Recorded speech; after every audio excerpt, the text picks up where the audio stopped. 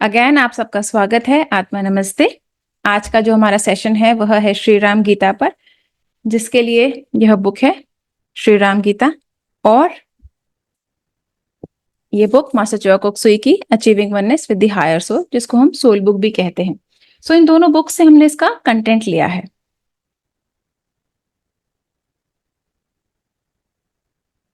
Yes. So story क्या है आज के सेशन की? स्टोरी ये है कि we all want freedom, freedom from misery. जो हमारे जीवन में दुख हैं उनसे छुटकारा मिल जाए, हमको हमको शांति मिले, पीस मिले। ये शायद हमारा प्राइम पर्पस है, हमारा मुख्य ध्येय है। तो फिर हमें अचीव क्यों नहीं होता? हमें पता है कि हमें अचीव करना है। जैसे हमें भूख लग रही है, हमें खाना खाना है, तो हम खाना खा लेते हैं, हमारी भूख मिट जाती है। लेकिन ये वाला जो प्राइम पर्पस है, to achieve freedom from misery, दुखों का अंत होना, ये हम क्यों नहीं अचीव कर पा रहे? सो इसके सॉल्यूशन के लिए आज के सेशन से हम देखते हैं कि क्या हमें कोई आंसर्स मिलते हैं। तो ये जो राम गीता है, ये रामचरितमानस के अरण्य कांड का एक भाग है, जहां से ये बुक ली गई है। सो कहानी कुछ ऐसे स्टार्ट होती है कि हमारी लाइफ एक जर्नी है, एक सफर है जिस पर हम निकले हैं। और जैसे हर सफर के कुछ पड़ाव होते हैं, स्टेजेस होती हैं। तो आप ऐसे समझिए that, okay, little English please, okay, I will try. So life is a journey and every journey has some stages. उसके कुछ पड़ाव होते हैं, कुछ स्टेजेस होती हैं। सो मोटा मोटा यहाँ पे हम 3 स्टेजेस लेकर चलते हैं। First is dependent, second is independent and third is interdependent. पहले इन टर्म्स को समझते हैं। What is dependent? जब भी हमारा जन्म होता है, व्हेन वी टेक बर्थ, तो ह्यूमन बीइंग या कोई भी, जैसे पौधा भी छोटा है, तो जो फर्स्ट स्टेज होती है दैट इज डिपेंडेंस। हम डिपेंडेंट रहते हैं दूसरे लोगों पर कि हमारी केयर की जाए, हमें बड़ा किया जाए, हमें नर्चर किया जाए, हमें नरिश किया जाए। हम खुद का ध्यान नहीं रख सकते। So that is the stage of dependence. इसके बाद आती है स्टेज ऑफ इंडिपेंडेंस, जहां पर हम बड़े हो जाते हैं और हमारे मैं से हमारा परिचय होता है, that I am something, I am someone. That is independence. कि जहां पर हम स्व से हमारा परिचय होता है, हम खुद का ध्यान रखने लग जाते हैं और हम ये समझने लगते हैं कि हम एक अलग आइडेंटिटी हैं, हमारा एक सेल्फ है जो इन बाकी लोगों से अलग है। That is the second stage. And the third one is interdependence. हमारा प्रॉब्लम क्या है कि जब हम इंडिपेंडेंट स्टेज पर आते हैं तो हमें लगता है कि पर्पस इज अकम्प्लिश्ड, अचीव्ड, यही तो करना था, इंडिपेंडेंट ही तो होना था, सेल्फ रिलायंट ही तो होना था, खुद पर ही तो ध्यान देना था। और यही हम सबसे बड़ी गलती करते हैं। क्यों? क्योंकि हम हमारी जर्नी को रोक देते हैं। We stop our journey at the stage of independence. But जो जर्नी खत्म होती है ना, that is the stage of interdependence. अब आप कहेंगे ये कैसे पॉसिबल है? तो एक बहुत छोटे से एग्जाम्पल से मैं आपको समझाती हूँ। फर्ज करिए कि आपका, जितने भी लोग अभी सेशन ले रहे हैं, आप सबका टायर का बिजनेस है। हम टायर बनाते हैं, मैं भी, आप सब भी, हम सब टायर बनाते हैं। और अब हमें सक्सेसफुल होना है, बहुत ज्यादा सक्सेसफुल होना है, रिच होना है, वगैरह वगैरह, जो भी हमारे टारगेट्स हैं जो हमें अचीव करने हैं। सो हमें सक्सेसफुल होने के लिए क्या चाहिए? अगर मेरी टायर की कंपनी है, अगर आप सबकी टायर की कंपनी है, तो हमें सबसे पहले क्या चाहिए? हमें गाड़ियां चाहिए, क्योंकि वही तो हमारे टायर्स को खरीदेंगे, हमारे प्रोडक्ट को खरीदेंगे। सो ऐसी कंपनीज होनी चाहिए जो गाड़ियां बनाए। उनके लिए रॉ मटेरियल होना चाहिए कि उनको गाड़ियां बनाने के लिए रॉ मटेरियल मिले। उनको वो लोग चाहिए जो उनको गाड़ियां बनाने में हेल्प करें। अब गाड़ियां बन गई, टायर्स लग गए, तो कब सक्सेसफुल होगा? ऐसे ऐसे भी तो हमको लोग चाहिए जो उनको खरीद सकें, जिनकी परचेस कैपेसिटी इतनी हाई हो कि वो गाड़ी को अफोर्ड कर सकें। फिर गाड़ी को अफोर्ड करके क्या करेंगे? अगर इंफ्रास्ट्रक्चर अच्छा नहीं होगा, रोड्स अच्छी नहीं होंगी, तो वो गाड़ियों को लेकर जाएंगे कहाँ? अगेन उनकी इतनी कैपेसिटी होनी चाहिए कि वो गाड़ियों को लेके घूमे। पेट्रोल पंप्स होने चाहिए या गैस स्टेशन होने चाहिए कि वो उनको फिल करवाए। सर्विस स्टेशन होने चाहिए कि उनका ध्यान रखे। ऐसे जगह होनी चाहिए, वेकेशंस जहां मनाई जा सके। ऐसे पॉइंट्स होने चाहिए एंटरटेनमेंट के लिए जहां वो जा सके। तो आप देख रहे हैं कैसे हमारा पूरा समाज, पूरी प्रकृति जुड़ी हुई है। We actually are interdependent. वही हमारा पर्पस है, वही शायद हमारी फाइनल मंजिल है, that is the last conclusion, जहां तक हमें पहुंचना है। लेकिन हम बीच में ही रुक जाते हैं। तो आज जो बुक है राम गीता, इसकी हेल्प से हम कोशिश करेंगे कि हम इस लास्ट स्टेज तक पहुंच पाए।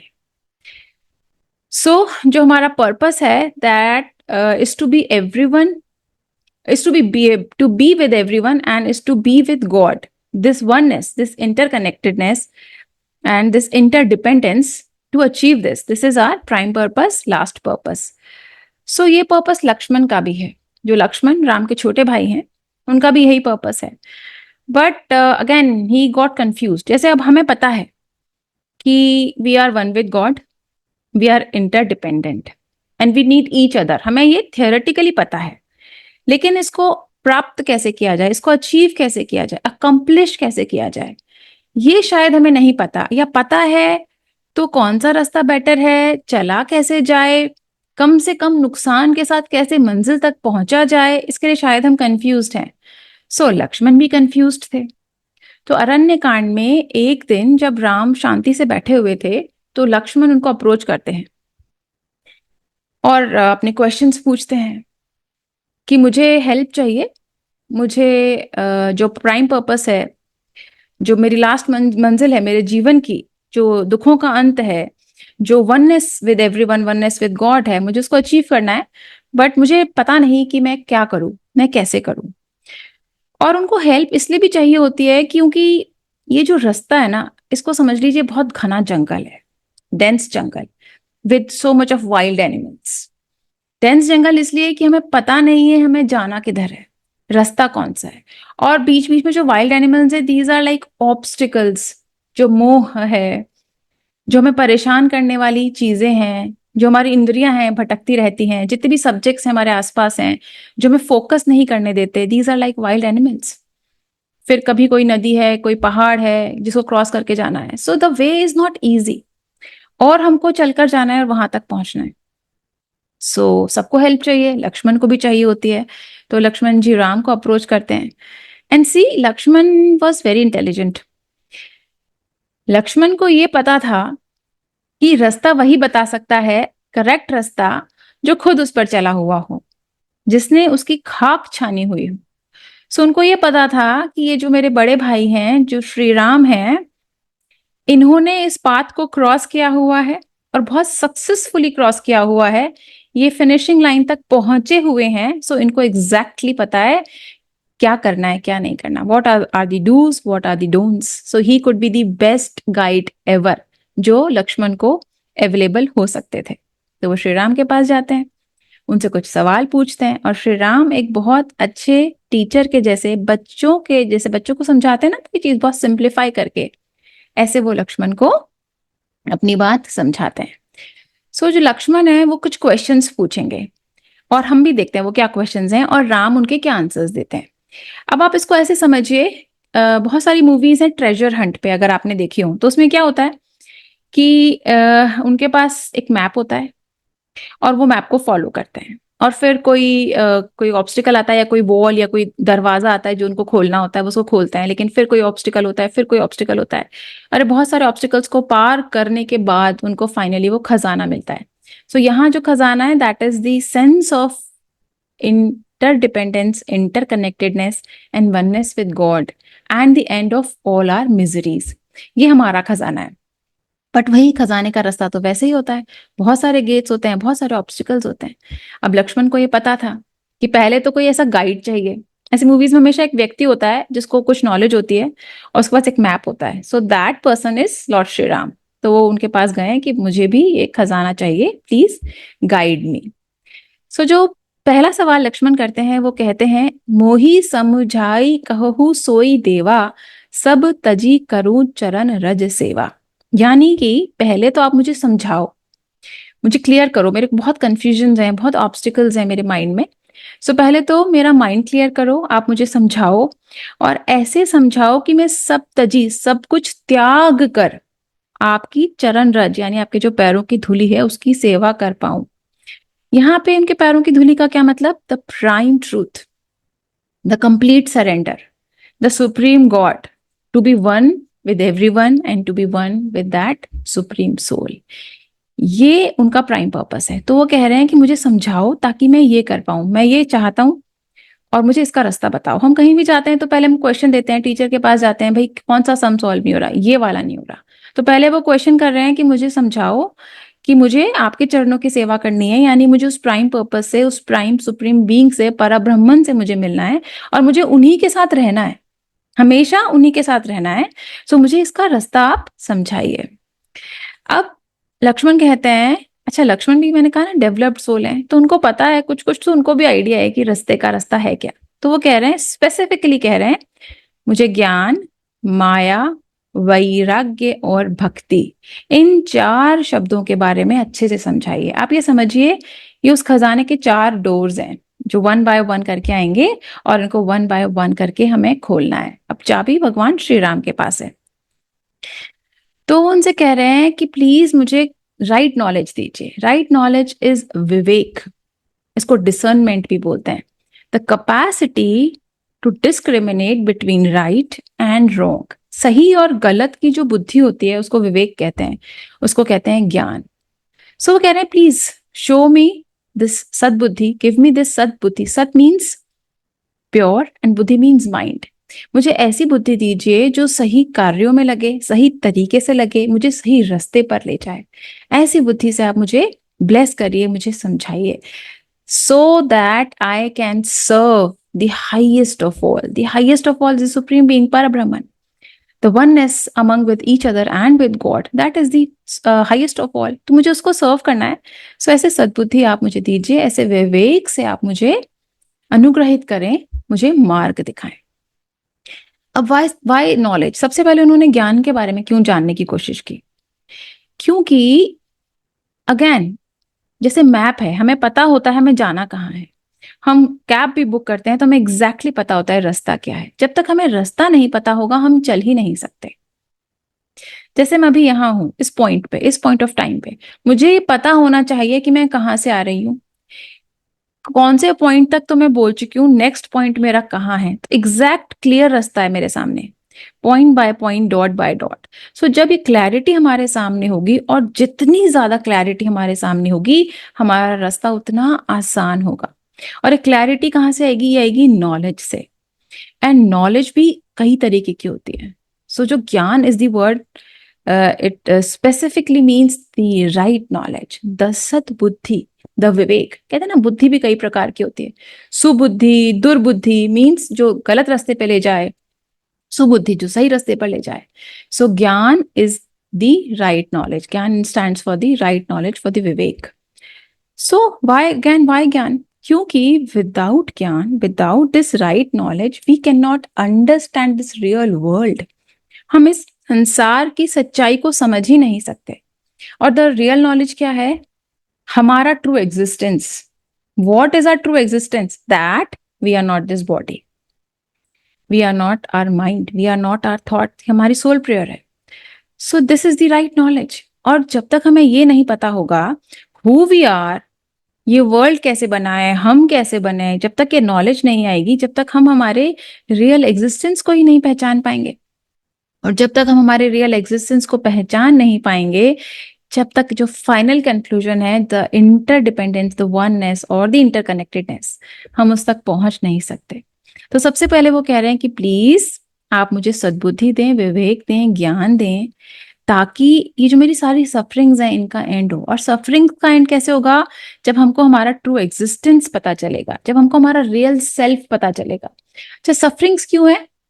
क्योंकि हमारा एसोसिएशन ही रॉन्ग है, हमको आइडेंटिटी क्राइसिस है, हम अपने आप को गलत चीजों से आइडेंटिफाई करते हैं, हम छोटी छोटी चीजों से अपने आप को अपनी पहचान के साथ जोड़ लेते हैं। जैसे कोई रेस है तो उसमें जीतेंगे तो ही हम खुश रह सकते हैं, या तो ही हम सक्सेसफुल हैं, या पर्टिकुलर मॉडल की गाड़ी पर्टिकुलर कलर में हमारे पास नहीं है तो हमें सोसाइटी में रेस्पेक्ट नहीं मिलेगी, या 2 BHK तो हर किसी के पास होता है, 3 BHK तो कम से कम होना ही चाहिए। तो हमने एसोसिएट किसके साथ किया? हमने इन मटीरियलिस्टिक चीजों के साथ एसोसिएट किया।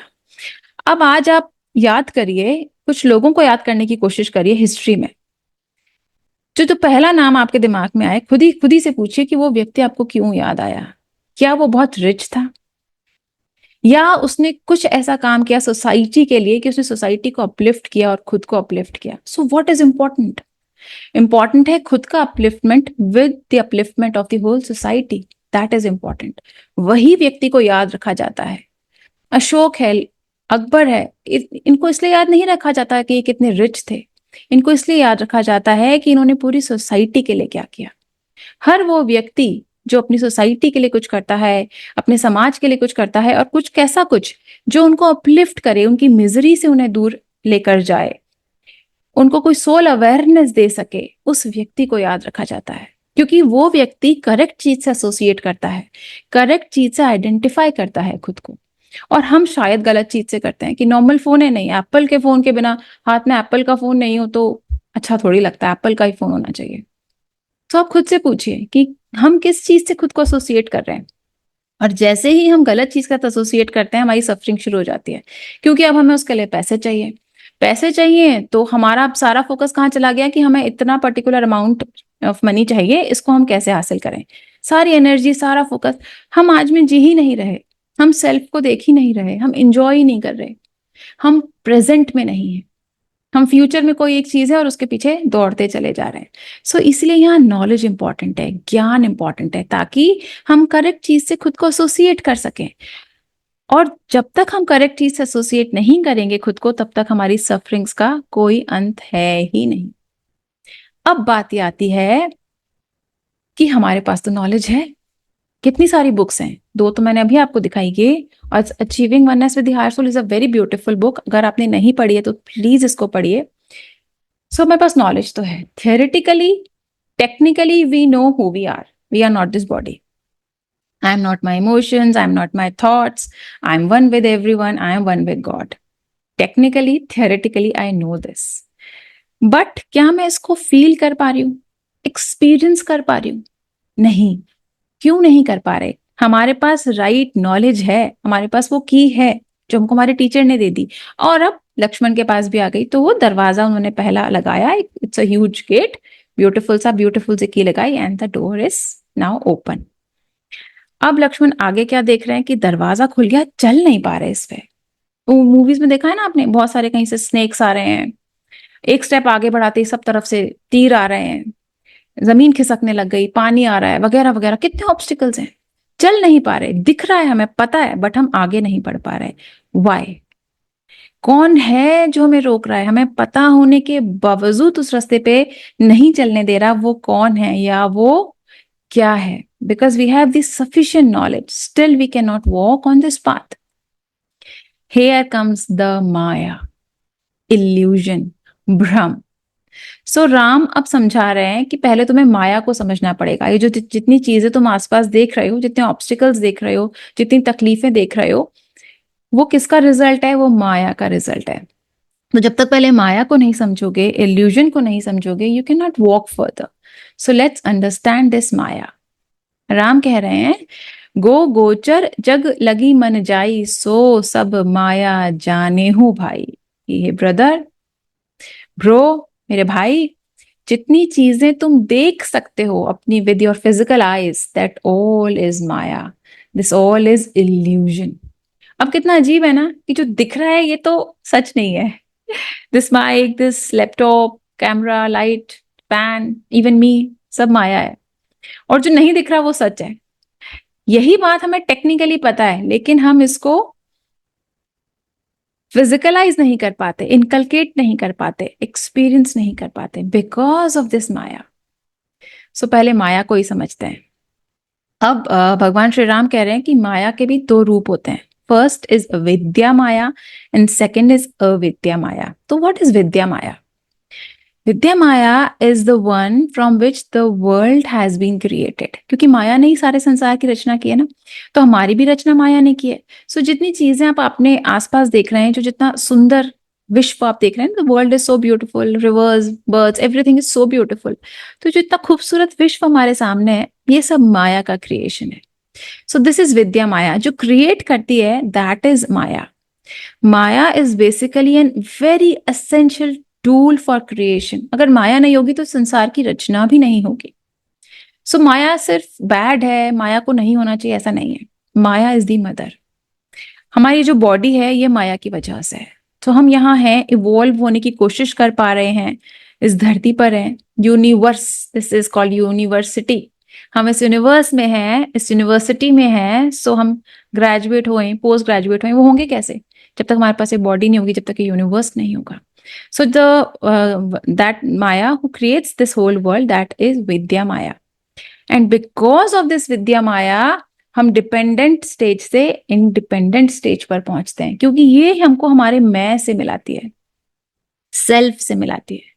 ठीक है, आप डिपेंडेंट स्टेज में तो आपको कुछ समझ नहीं आता, हम छोटे बच्चे होते हैं, या नॉलेज में हम डिपेंडेंट है, जिस भी तरीके से आप समझिए। पर जब हम इंडिपेंडेंट होते हैं, जब हम इस सेल्फ से, okay I have one soul, I have this body, whatever, तो ये जो मैं है, इससे जो परिचय हमारा होता है, दैट इज बिकॉज ऑफ विद्या माया।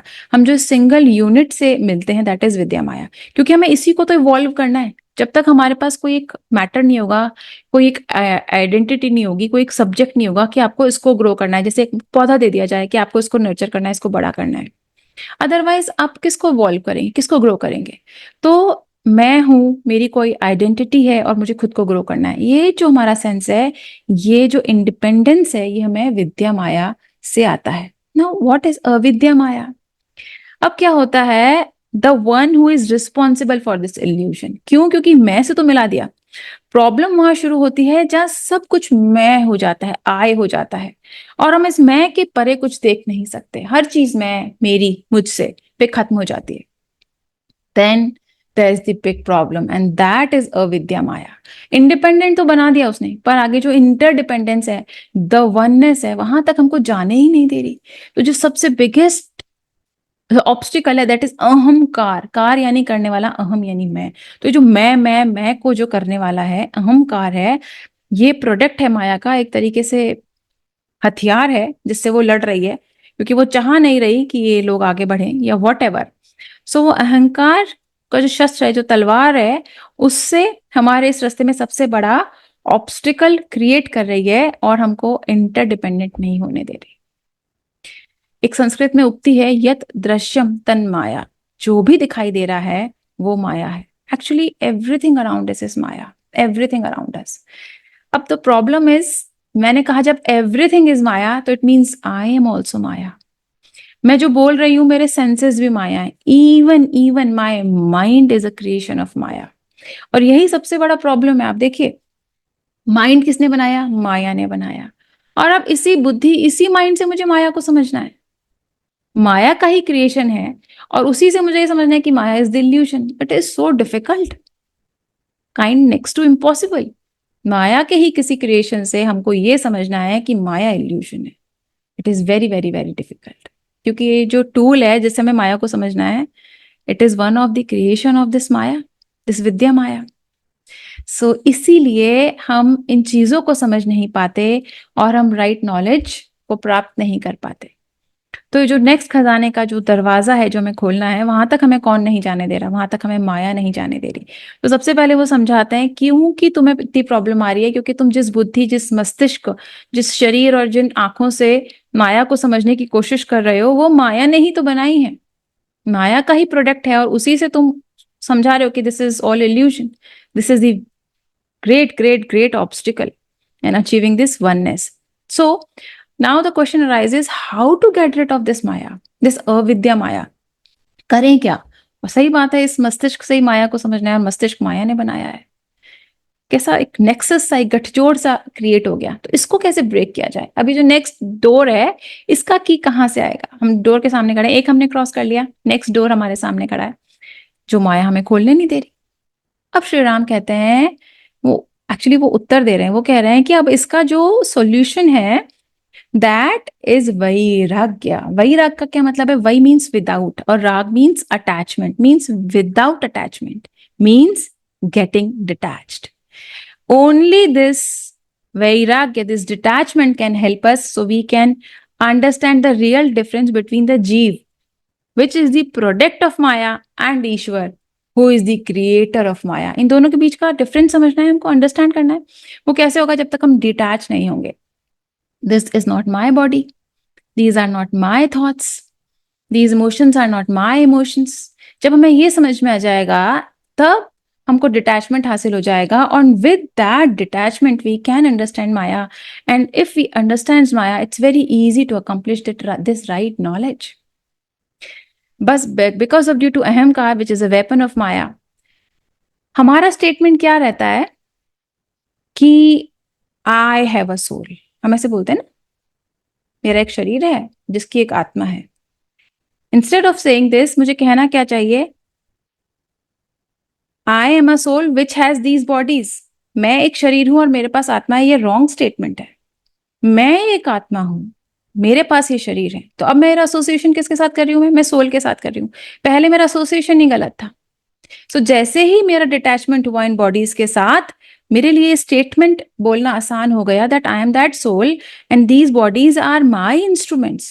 ये मेरे लिए टूल्स हैं to achieve the evolution, to achieve the illumination और द वननेस. जो भी मेरे को रास्ते में अचीव करना है, मंजिल तक पहुंचना है, उसके लिए जो बॉडीज हैं, these are the instruments. I am not this body, I am that soul. My soul is having these bodies. जैसे ही हमने ये स्टेटमेंट लिया, क्योंकि सोल प्रेयर में यही है, आई am not this body, I am not this mind, क्योंकि हमको वो कंटिन्यूअस एक रिमाइंडर है दैट हु यू आर. सो जैसे ही हम इस अटैचमेंट की तरफ बढ़े, वैसे ही हमको समझ में आ गया हु वी रियली आर. और जैसे ही हमको ये समझ में आया, वैसे ही माया का पर्दा हटता है, वैसे ही हमें ज्ञान प्राप्त हो जाता है. आगे भगवान श्री राम कह रहे हैं कि ईश्वर अंश जीव अविनाशी, यानी कि जो ईश्वर का अंश है जीव, इसलिए वो अविनाशी है. तो जो भी चीज डिग्रेड हो रही है, खत्म हो रही है, वो ईश्वर नहीं है. ईश्वर वही है जो अविनाशी है. ईशावास्य उपनिषद में एक मंत्र है, ओम पूर्णमदः पूर्णमिदं पूर्णात् पूर्णमुदच्यते पूर्णस्य पूर्णमादाय पूर्णमेवावशिष्यते. यानी ये जो ईश्वर ने जो जगत बनाया है, वो खुद के अंश से बनाया है. क्योंकि ईश्वर पूर्ण है, इसलिए जगत भी पूर्ण है. तो हम सब पूर्ण हैं, और हमारा कौन सा हिस्सा है जो पूर्ण है? That is our soul, that is our true reality, that supreme being जिससे हमारा कनेक्शन है, वो सोल के थ्रू है, and we are that soul. अब इस स्टेट ऑफ फ्रीडम को अचीव कैसे किया जाए? हमारे पास विवेक आ गया, ज्ञान, वैराग्य आ गया. बट अभी भी आपने देखा, कोई भी स्टूल होगा, कोई भी चीज होगी, उसको तीन पाए चाहिए खड़े रहने के लिए. दो पे वो गिर जाएगा, बैलेंस नहीं होगा. So what is this third one is the bhakti. According to Bhagwan Shri Ram, lord Shri Ram, the most powerful, the fastest, the easiest way to achieve salvation, this oneness, is bhakti. Why easiest? See, gyan is also very important. हमें study करना चाहिए, knowledge लेनी चाहिए, but knowledge is not for everyone. You are not this body, you must follow the supreme God. ये बातें ना हर किसी को समझ में नहीं आ सकती. कोई ज्ञानी पुरुष है, वो उसको अकम्प्लिश कर सकता है. कोई जो ज्ञानी नहीं है, ज्ञानी, उसका क्या उसको हक नहीं है इस वननेस को फील करने का?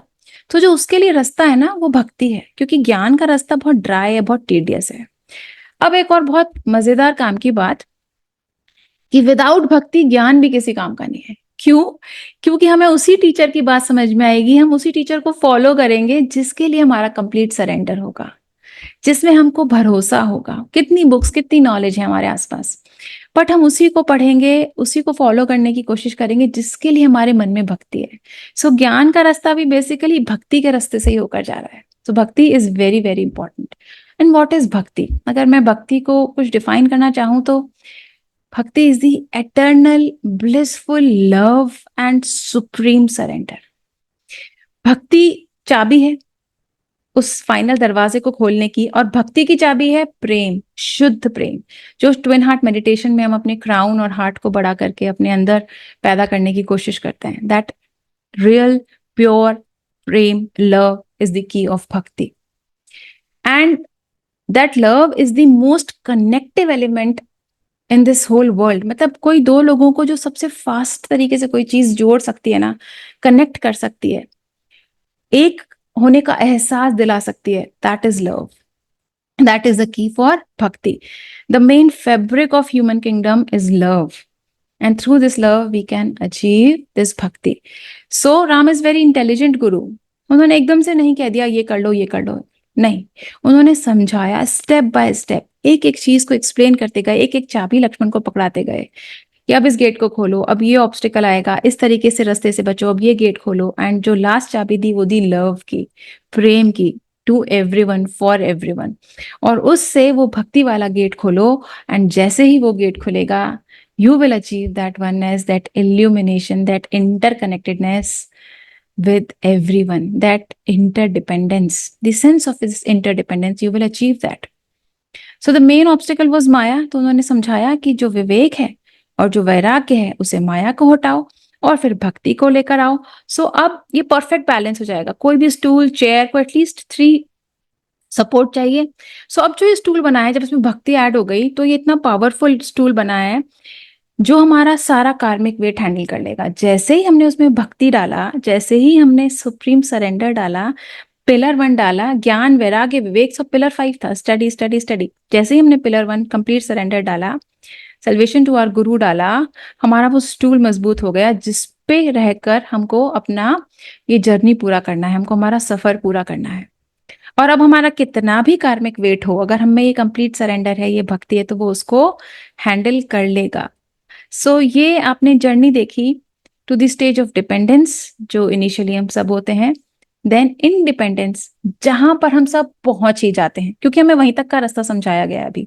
पर जो उसका नेक्स्ट स्टेज है ना, interdependence, interconnectedness, oneness with everyone and with God, that is the conclusion, that is the prime purpose जो हमको अचीव करना है, जहां तक हमें जाना है। और उसके रास्ते में जो ऑब्स्टिकल्स आ रहे थे उनके लिए ज्ञान, फिर माया, जिसको समझो, कैसे समझेंगे, वैराग्य, डिटैचमेंट से समझेंगे। और जब हमारे पास डिटैचमेंट आ जाएगा तब एक लास्ट जिस चीज की हमें जरूरत पड़ेगी, that is eternal love, complete surrender to our guru, to our Ishwar. And with that key we can open that last door, जो बिल्कुल खजाने के पहले वाला गेट जिसको खोलते हैं और चारों तरफ मूवीज में देखा आपने, खजाना ही खजाना दिखाई देता है। सो उसके बाद हम परब्रह्म के सामने खड़े होंगे और शायद उसको महसूस कर पाएंगे, उसको एक्सपीरियंस कर पाएंगे, क्योंकि जानते तो हम अभी भी हैं। हमारा प्रॉब्लम है उसको एक्सपीरियंस नहीं कर पा रहे, हमें उसको एक्सपीरियंस करना है, उसको अनुभव करना है। उसको अनुभव कैसे करें? तो शायद इस रास्ते पर चलकर हम उसको अनुभव कर पाए। सो ये राम गीता का क्रक्स था।